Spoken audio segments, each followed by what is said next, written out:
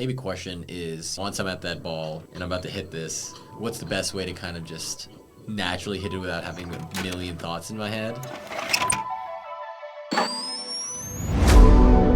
From scratch to scratch golf. Start from nothing with no golfing. I love this game. Please, God damn. This is a big moment. I think it's like the most.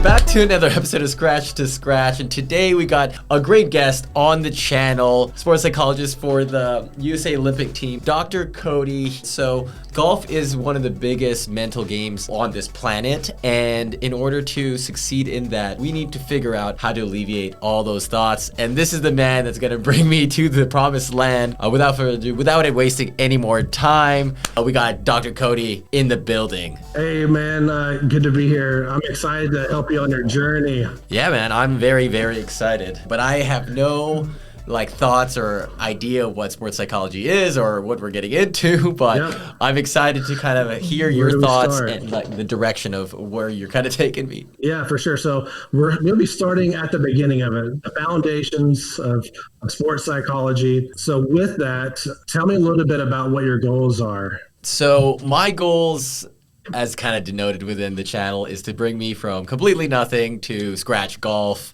scratch to scratch, and basically trying to pull all the levers, meet all the people that can help me get there. And so I think one, prevalent thing within the game is the mental part of it, which is essentially what I think a lot of people probably watching this channel, probably on YouTube, have that problem as well, getting to the ball, just thinking a million thoughts and kind of just not being able to execute properly. And so I wanted to kind of find drills or thought-provoking things to kind of do, exercises, whatever it may be, to kind of just lower that mental block. Perfect. So where that all starts is learning from psychoeducational materials. So what I mean by that, first thing you start with, what is it that makes an elite athlete? So an elite athlete is generally comprised of kind of four main areas: technical abilities, tactical abilities, mental abilities, and physical abilities. And so when athletes are coming to me having some problems, I'm generally asking them, okay, which one of those areas are you having problems? Is it technical? What are the techniques of how to hit the perfect golf shot? Is it the tactical parts, like learning this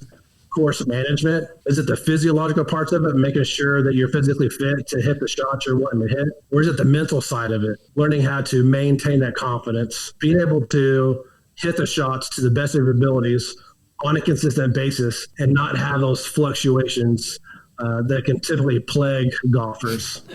So for you right now, which of those areas do you feel like you're working on? Technical, tactical, physical, or mental? I think right now I would be focused on, I'm trying to put a little work into everything, which maybe is a good strat, maybe not. But, the technical, I have my, the golf coaches there, the putting coaches there. For the physical, I'll go to the gym, I'll do those exercises, met with some fitness trainers there. But the mental is, I think, the one that's kind of shied away. I haven't done anything in that regard at all. Okay. I think a lot of people on YouTube, some of my buddies, what they try to do is just kind of think, search up on Google or YouTube's what do pro athletes think about? But obviously, we're not the same type of person, and things like that is not actually transitionable. But yeah, to answer your question, I would say all of them I'm kind of working on a little bit, but mental I haven't even touched. And my guess is you already probably have some work in the mental skills of performance. So tell me a little bit about your athletic background. So I basically first love ever basketball. I played, I think when I started, I was 4 or 5, and then played that all the way varsity high school. Wanted to play in college, but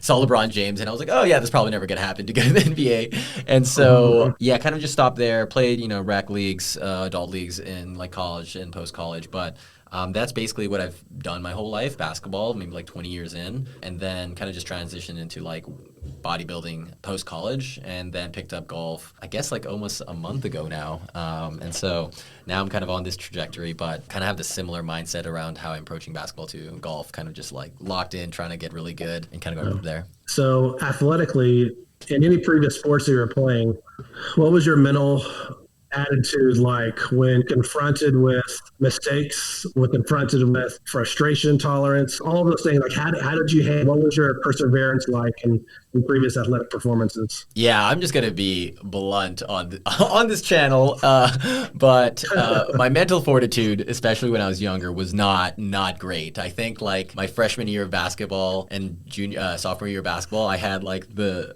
highest amount of technical fouls in the league, but ended up getting a good coach that kind of guided me through the mental part of that and became like really good, become more relatively docile and kind of like just more strict in regards to kind of, going through like troubles and kind of like doing that stuff. The way I've kind of alleviated that, longer term was just kind of, when I got mad at something or whatever it may be, was just to go into the gym and kind of just like try to work it out there.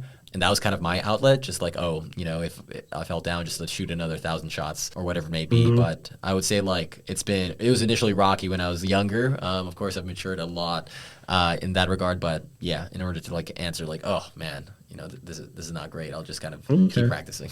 Well, I mean, that's actually helpful. I mean, what I hear is that you've been able to work on some things already. So as we're going over techniques, I'll be pulling out the things that you did to help with that emotional maturity over the years, to sharpen some of those skills that you've already started to develop. So that way you can get to your goals a little bit faster. You'll be working on stuff you've already kind of developed and already kind of have in the tool bag a little bit. So some other kind of places to kind of start. What's going to be helpful to how much do you know about process versus outcome goals? Process versus outcome. I don't think I don't know. Actually, I don't know any of that. Okay, good. Well, hey, I get to teach you something today. So outcome goals are the result. Did I win? Did I lose? Did I make those free throws? Did I not? Did those putts go in? What was my percentage of putts from 6 feet? Process goals are how I achieve those goals. What was my breathing like? What was my pre-shot routine like? What was my sleep like last night? All the preparation stuff to do so that I have a higher chance of reaching those outcome goals. Those are called process goals. And in sports psychology, when we're looking at to see what's actually most effective and driving success, it's the focus on process outcomes versus outcome goals. So the worst thing you can do as far as a goal is saying, I want to win today. I want to shoot under 100 today. Your goal should never be a number. Your goal should be a process. I want to be focused for 18 straight holes. I want to make sure I'm able to remember and retain everything the coaches are telling me. I want to make sure that I'm able to stay calm and tell myself positive and productive thoughts. All those things that are going to go into those outcome goals. If you can focus on the process, you have much more higher percentage chance of reaching your outcome goals. So right now, when you're talking with all of your other people who are on your team of support, when you're making goals for everything, start putting them in categories of process versus outcome goals. They're both needed. The outcome goals kind of show our progress. Right now I'm shooting a 115, then it's a 105. Now it's a 95, right? So those outcome goals can help measure the success, but the daily grind needs to be on those process goals. No, that definitely makes sense. So what about SMART goals? Have you ever heard of SMART goals? The acronym SMART goals. No, I have not. Okay. Oh, yeah. You're going to get so much learning today. All right. The acronym is S is specific. You want your goals to be very specific. So it's not just, I want to play well today. Well, what does well mean? You want your goals to be very specific. You want them to be measurable. That way you can track if you're hitting your benchmarks or not. So not just, I want to hit greens today. What percentage of greens do you want to hit? A is attainable. You want to make sure you're setting goals that you can actually attain. It's like your goal for this week probably shouldn't be able to be scratch, right? You're not there just yet, right? So you want to make sure your goals are attainable. If your goals are too high and you're not meeting them, there's a lot of frustration in between there. If your goals are too low, you're probably not working hard enough to get to where you want to be. So you want to make sure that those goals are attainable. The R, this word is, if you look at Google SMART goals, you're going to see 5 different words what R means. I think the one I like the most is relevant. Are these goals relevant to what you're actually trying to do? Do they really help guide the goal of getting to a scratch golfer? So just making sure those goals are relevant. And the T is time-oriented, making sure these goals are in the here and now. These are stuff that I can work on today. These are stuff I can work on this week. 6-month goals are great, but there's nothing I can do today to see measurable progress. So those goals need to be in the immediate, time-focused. These are my goals for today's practice. Mm-hmm.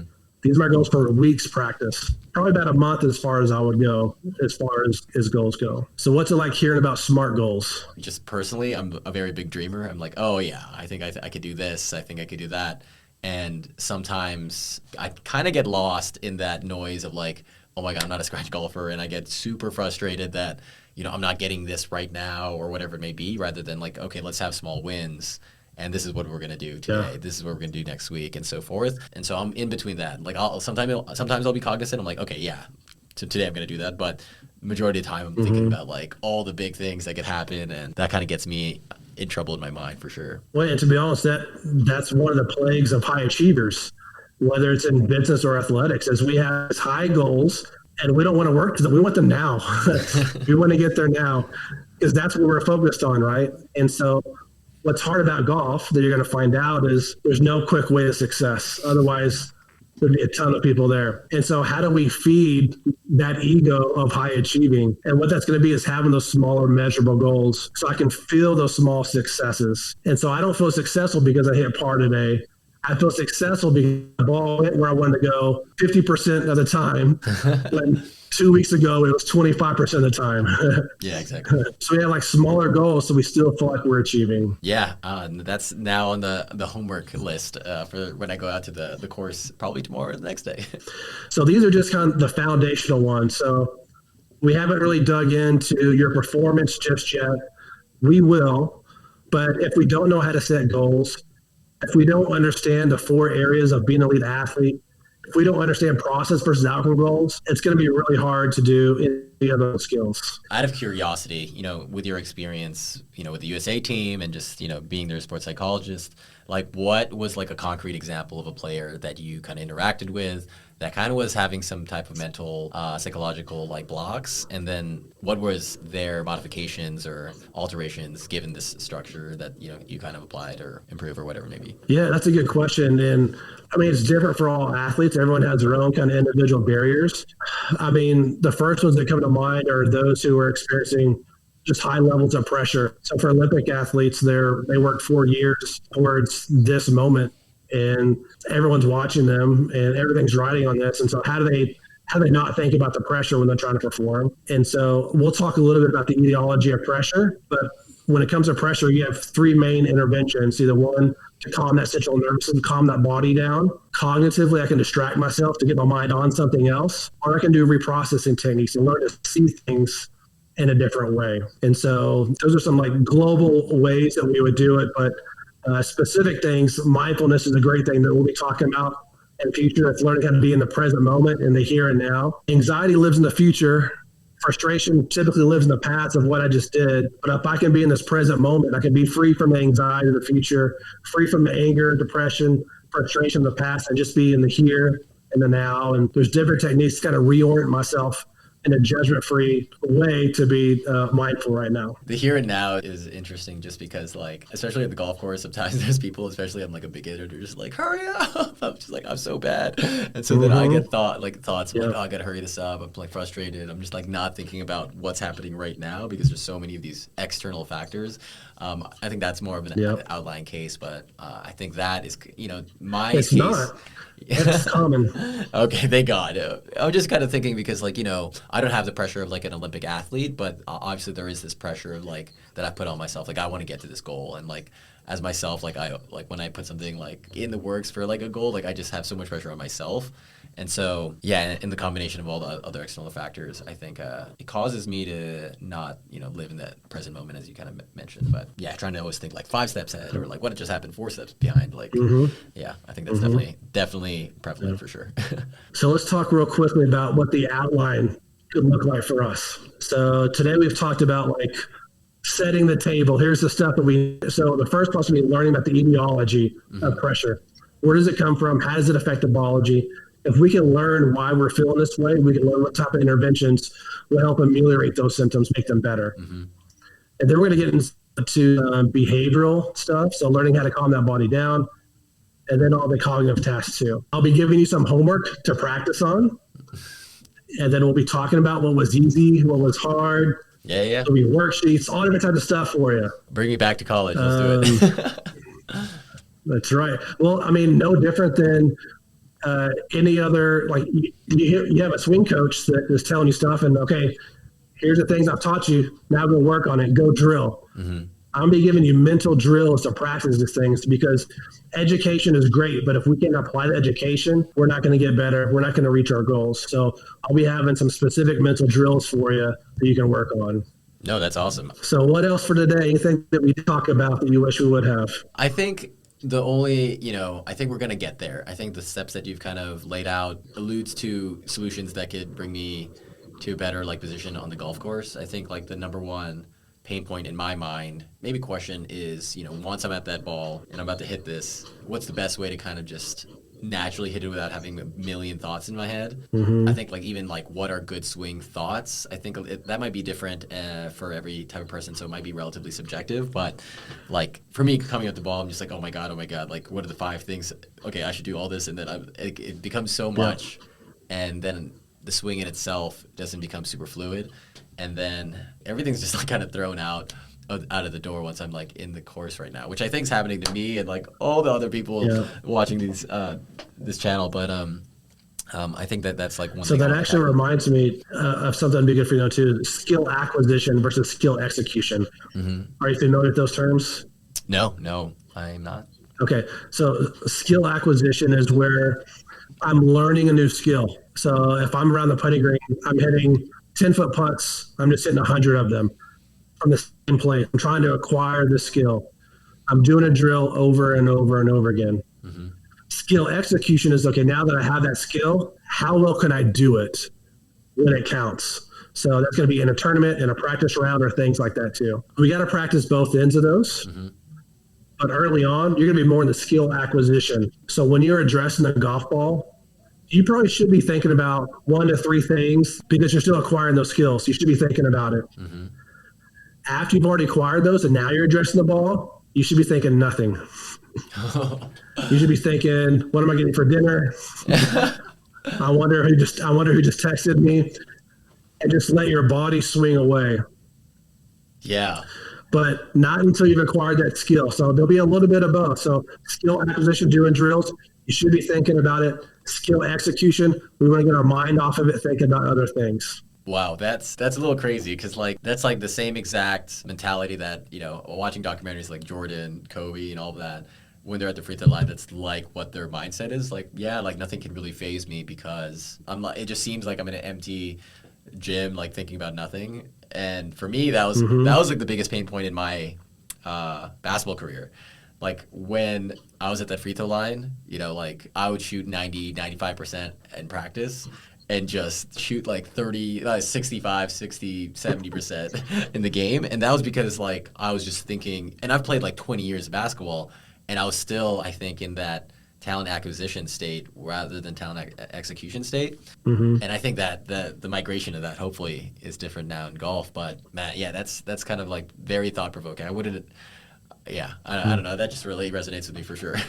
So when you're out there playing this week, next couple of weeks, it ain't a full 18. Before you start playing, think to yourself, okay, am I practicing or am I playing?